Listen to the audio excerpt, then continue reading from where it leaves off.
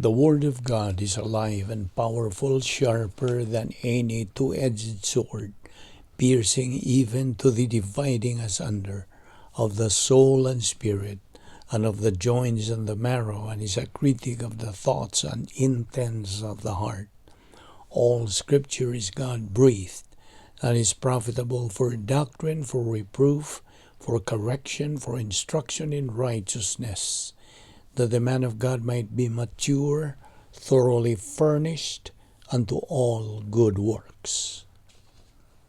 Hello everyone, welcome once again to our daily Doctrinal Bible study of the Balbido Evangelistic Ministry.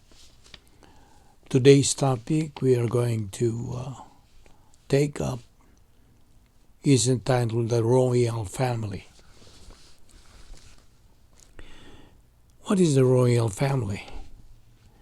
Royal family ascribes to all members of the body of Christ and or church-age believers formed through the baptism of the Holy Spirit. These royal family members are all in union with Christ at the moment of salvation. 1 Corinthians 12:13, Galatians 3:26-28. They are spiritual royalty through union with Jesus Christ. They share his battlefield royalty, which the Father awarded to him for defeating Satan in the angelic conflict. In Christ, the royal family of God is set apart from the rest of the family of God.